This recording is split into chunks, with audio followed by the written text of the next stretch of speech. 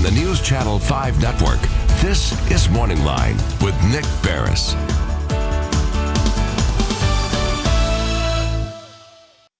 Good morning, everyone. Thanks for joining us on Morning Line. Nick Barris here on a Wednesday, and invite you to join in the conversation this morning. We've got a good show on tap, as we always do. Every time this guest comes on, I learn something good from him. We're going to talk about medical malpractice and, the issues that can come into play when you go to a hospital, when you go to see a doctor, and whether or not you know something was not up to the standard of care that you should have received, all right? A bad result, could that be because you didn't get the proper treatment under standard of care? And maybe you have a case.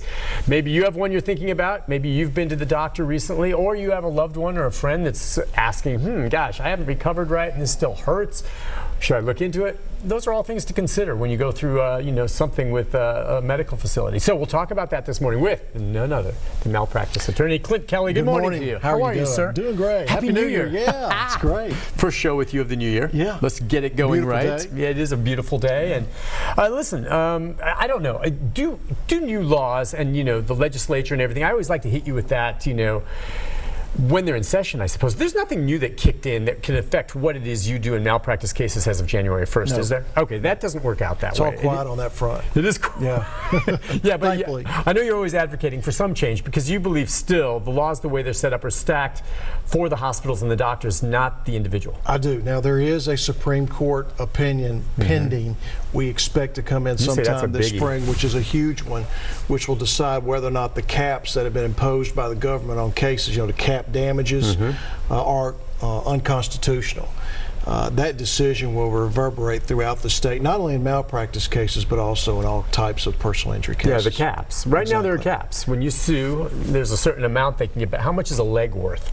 Well, the government says you cannot collect worth? more than $750,000 in non-economic damages, whether you lose your leg, whether you're burned, whether you're out of work for the rest of your life. If you're paralyzed in a wheelchair, the maximum is $1 million. If you're a 15, 20-year-old kid, you tell me $1 million is sufficient payment for non-economic damages. The thing that offends me, Nick, and I've told you this before, it's the government rather than juries telling people what they can recover. Anytime you give the government that much power over people's ability to recover, that's going to lead to tragic results. Well, and the irony here, as you've told me before, is that when you have juries involved, they still are prone not to give giant verdicts anyway. Very conservative. For whatever reason, you would think a jury is like, well, if we can give more, we will. But in general, they're conservative. So it's almost like you don't need caps. They cap themselves. Very much so. They more or less protect the system by keeping awards limited.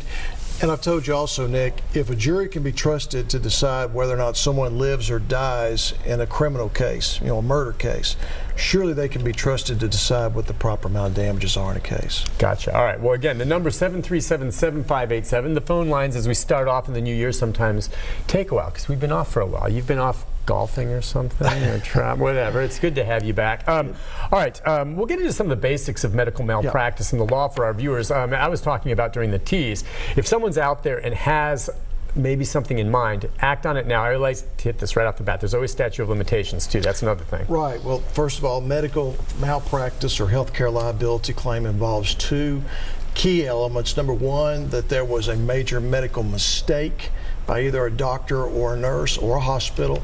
And number two, that mistake caused a major medical injury, the type of injuries, in my experience, that motivate jurors to give verdicts to plaintiffs: paralysis, amputation of a leg or arm, death of, obviously, of a family member or the patient, loss of eyesight, brain damage, things that either compromise or completely eliminate the person's ability to earn a living in life or take care of themselves, or generate gigantic medical expenses. There are people that have lost a leg because a physician failed to properly treat an infection, and that patient may stay in the hospital for 2.5 months recovering, and that can generate a $300,000 or $400,000 bill. Now, how does the patient pay for that? They can't. those are things that people don't think about when they think about medical mistakes. They just look at the product, which is you see some guy in a wheelchair and think that's terrible. But what they don't know is when they peel back the onion and see of all the other complications that are involved in that, in particular the healthcare expenses, because the hospitals have to get paid, the doctors have to get paid, and I'm talking about the people that take care or pick up the pieces of someone who's been injured. So those are the types of cases that I take, because juries will give you a fair shot when the injuries are catastrophic. All right, listen, I know talking about medical mistakes, you've got some cases we're going to talk about. But before we go to our first break, we have a caller who's maybe just responding. Let's take that real quick. Sure. What do you say? We'll start off with Mike. Mike, good morning. Hi, Mike. Good morning. Good morning. What can we do for you? Nick, I might be a little off topic here, but okay. I was wanting to talk to Mr. Kelly. I've had some trouble with a company about my dentures, in that they won't pony up and come along with my final set of dentures that I paid for. I'm having trouble with them. I paid them a lot of money out of my own pocket in order to have my teeth extracted, and I need an attorney that can maybe make him follow through with what I paid for. I gave him $6,800 out of my pocket. There's no insurance involved in this, and I've got a set of dentures in my mouth now that are just healing dentures, and my final set, I can't seem to get them to come through with those, because according to them, I'm a little bit of a difficult patient. They're not going to be able to make me happy according to them. And the thing about it is they've made a mistake on these others and on the ones that I've gotten, and I know that they can do this right, but I can't just have them flopping around in my mouth kind of thing. Gotcha. It's kind of involved sort of thing. I need an attorney to help me. I'm out of work and have been for over a year, and I'm in a position now to where I can't afford anything, and that's why it's taken me so long to get around to getting this done. Okay, hang tight on that. And a little off topic, unless he's alleging that when they pulled the teeth, they did some things wrong in fitting him, maybe. But what do you think? I think this is more of a breach of contract than it is a medical malpractice case. Now, obviously, if the way that the dentures were put in was negligent, then he could have what we call a health care liability claim. But it sounds to me like this is a case where I believe you don't put up with that. I believe that you go to court and you sue this guy. If you've had, or company, and I don't know what it is. I mean, there are various companies that do that. They hire dentists to do this, or other types of dental practitioners. I'm kind of the person where if I've reached a dead end in that situation, I just sue. It gets people's attention. It gets the legal department involved, and then you can actually negotiate, because they don't want to go to court. It's not in their interest. I mean, Mike, they've got nothing but loss ahead of them if they get sued, because they're going to have to pay for a lawyer, they're going to have to go to court, and the best thing that can happen to them is to get the case dismissed. So there's no win for them other than to win the case. Well, just you get their attention, maybe they go ahead and fix his teeth. You've got everything to gain. Here's the question then, okay, and maybe you can give some insight into this. When you take a case, it's usually on a contingency, all right? You get paid if you win, and you get a settlement.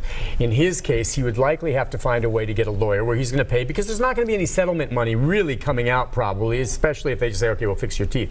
It sounds to me like if he could scrape together enough money to just find a lawyer to send a letter, would that work? Because no. What would you say? Letters are a waste of time. It is. They don't respond to letters. Believe me, I know. Okay, but where's he going to get the money? He doesn't have to. This is what I'm going to suggest to him. You can go to General Sessions Court in the county where you live and go to what you call the Civil Warrants Division, civil cases. And they will give you a form that you fill out. They'll actually give you instructions on how to do it. to sue somebody. You can file a suit against anybody you want so long as the damages are less than $25,000. And you can do it yourself. You don't need a lawyer to do this. You fill out the warrant, and your claim is breach of contract. I paid $6,800 for dentures. They haven't fulfilled their end of the bargain. And I'm sure there's got to be some written agreement out there. You attach that to the civil warrant, and you have it served on this doctor or this company or both. Then you get your day in court, and you don't need an expert for this because it's simply a breach of contract case. Pretty straightforward. That will get their attention, Mike. Somebody on the other end will get on the phone with you, and hopefully the one of two things: either you get your money or you get the work done, one or the other. Yeah. But at least there'll be something resolved. But you send a letter. Letters don't. Okay, well, I'm glad you said that. I've done this for 26 years. Letters simply don't work 90% of the time. Every once in a while, you may get lucky.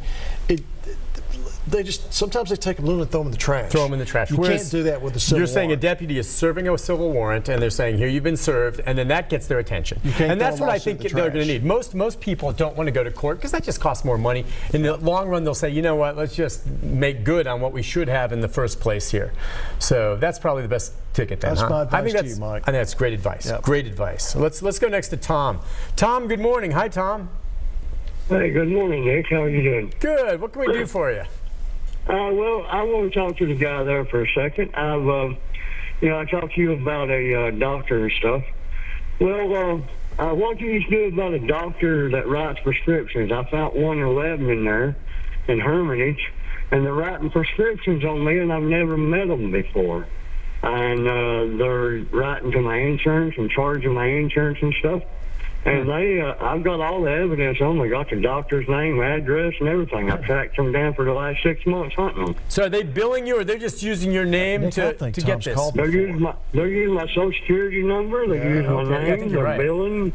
So, and did you report it to the police or to them, or what have you done anything? I've got it right now to the TBI. Okay. I've got it to the Federal Trade Center, Medicare Center, and I've got a deadline on this before I can file charges or anything for identity theft, and it's about to end up here if I don't get something done. Well, he's called before, and I think he has too. It sounds to me like, I'm not sure how this works, but prescription fraud, they're using his identity to write some of these prescriptions, and then it's coming back on him. That's just too bizarre for me. And that's just outside the realm of medical malpractice, which, listen, I understand, Tom. It sounds to me like you've done the right thing. You've contacted the TBI, alert the authorities. It's more of a criminal case here, which we should say, by the way, malpractice cases almost always are civil, are they not? Correct. Do you ever have a few that cross over? Well, you know one, you're covering it. Yes. The Vanderbilt case. Yeah, the nurse case there. Yeah. But that's rare. Every once in a while. It has to be fairly egregious for a DA to step in and say, not only is this civil with damages that you handle, but it's also going to be a criminal charge. Yeah, I mean, it's very rare. But if you get a drunk physician that causes an injury, that's criminal, in my opinion. That would be a situation. The Vanderbilt case is an obvious example.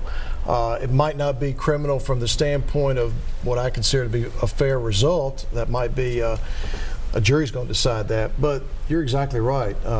Almost all of them are civil in nature. All right, listen, we'll take a break. The number 737-7587. Questions or comments, join us when we get back. I know Clint's brought with him some examples of some cases that are very much worth talking about. But we can take more of your calls right after this. Stay with us.